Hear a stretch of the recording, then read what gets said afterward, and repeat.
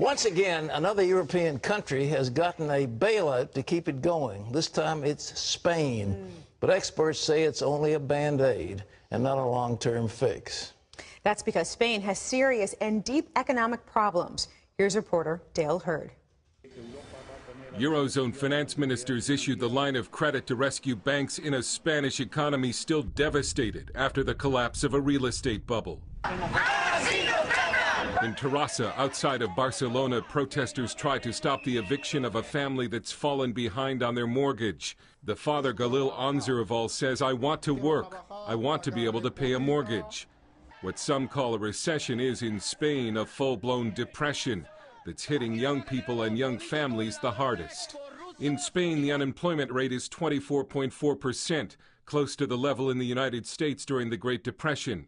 But the unemployment rate for Spaniards under the age of 25 is an incredible 51%, the highest in Western Europe, higher than Greece. It has created a lost generation of 20-somethings with very bleak prospects ahead of them. The adoption of the euro currency was supposed to take Spain in a prosperous direction. Spain is one of the EU countries being crushed by the euro. The one-size-fits-all nature of the currency is actually fighting against Spain's efforts to recover. On the outskirts of Barcelona, you can see one of the cemeteries for Spain's shattered real estate bubble. Buildings once under construction, now abandoned. Gravestones for a boom time that vanished. Now Barcelona blogger Santiago Perez runs a website called The New Poor, where Spain's lost generation can share their struggles. His friend Eric Luent has already decided to leave Spain for Iceland. We have no prospects. It is very difficult to plan your life here, so we are now thinking of moving abroad. It is strange how the economic crisis has changed our viewpoint so quickly and so radically. Economist Peter Marisi says Spain's bailout will not be enough. Europe could easily slip into Great Depression-type conditions. And the risk is still a global chain reaction, a domino effect of bank failures across Europe, bringing down weak Eurozone countries and eventually spreading to Wall Street. We could easily be pulled into this vortex, and it wouldn't take that much to tip the U.S. economy over. Dale Hurd, CBN News. Well, it's high time for the United States to get its act together. We've still been riding high, and the reason is we've got a dollar, and the dollar is a reserve currency of the world. So we can print money, and people have to accept it. But people don't have to take pesetas. They don't have to take drachmas. They don't have to take these other national currencies, and they've been trying to substitute the euro for it, and the euro is now breaking apart. And my prognostication is in another 5 or 6 months, we will see defections from the Eurozone, whether it'll be Greece first and then Spain and then Italy. We don't know how it's going to happen, but I think definitely it's going to happen. Well, Lee Webb is here, and he's got the rest of our top stories from the CBN Newsroom. Lee, what do you have? And the first story, Pat, is one that relates to just what you're talking about there. The first round of voting is over in France, and the Socialist Party is poised to take over the lower house of Parliament, and the Conservative Party will likely lose power in the final round of voting next week. So France's new socialist president will be positioned to make serious changes in his government. His supporters consider the country too capitalistic. They want to save the Eurozone through growth, not cuts in government spending. The election comes as the new president is already showing his socialist colors. Francois Hollande lowered the retirement age for French citizens from 62 to 60. That has a big price tag, costing France billions of extra euros. The London Telegraph reporting one conservative French leader calls the move, quote, madness. The radical Islamist group Boko Haram claimed responsibility for 2 church attacks that killed at least 6 Christians in Nigeria this weekend. In the city of Jos, a suicide bomber detonated a car bomb outside the Christ Chosen Church of God. At least 4 people died and 40 were wounded. Angry Christians later gathered at that site, striking back at local Muslims.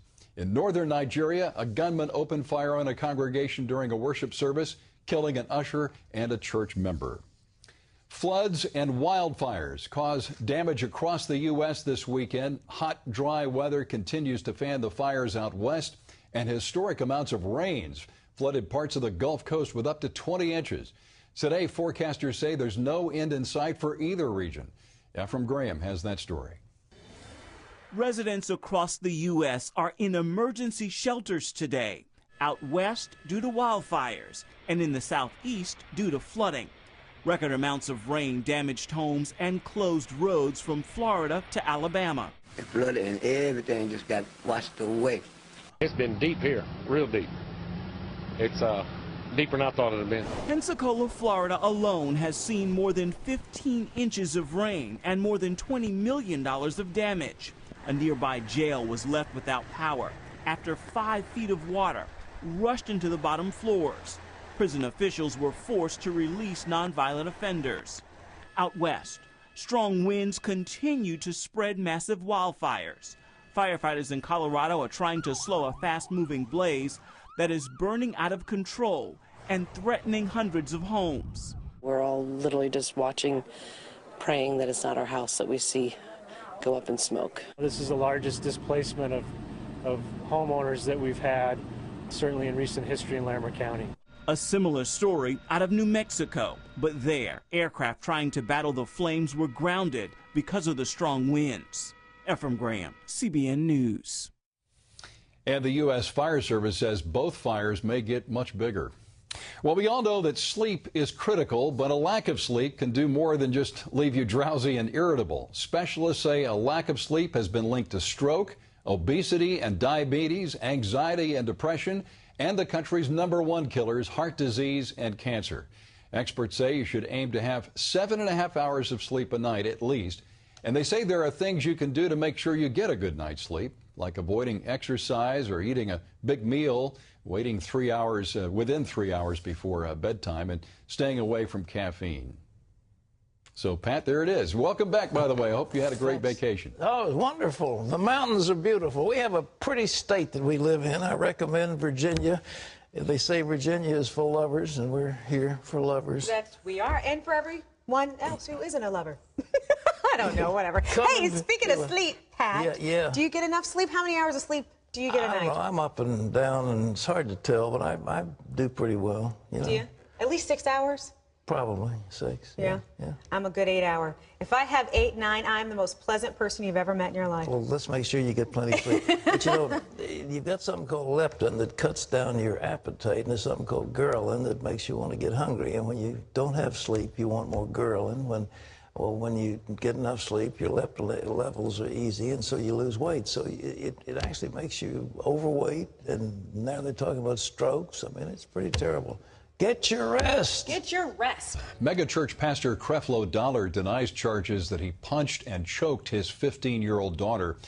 Dollar was back in the pulpit Sunday and told members of his World Changers Church in College Park, Georgia, that the allegations were nothing but exaggeration and sensationalism. He says he should never have been arrested. Police arrested Dollar Friday and charged him with misdemeanor counts of simple battery and cruelty to children after his daughter called 911. A police report says the girl and her father argued when he told her she could not attend a party. The girl told a deputy that her father hit and choked her. Dollar assured his congregation, though, that, quote, all is well in the Dollar household. More than 1 million people die each year worldwide from waterborne diseases, according to the United Nations and the World Health Organization. But they are preventable through clean water, safe hygiene, and sanitation. CBN is working to provide clean drinking water in Ghana, Africa. 7 communities recently received fresh water wells. Now, thanks to CBN's Water Well program, more than 8,000 villagers in Ghana have clean drinking water. During the dedication of those wells, 80 people responded to the gospel and professed faith in Jesus Christ. And you can find out more about what CBN is doing around the world by logging on to cbn.com/international.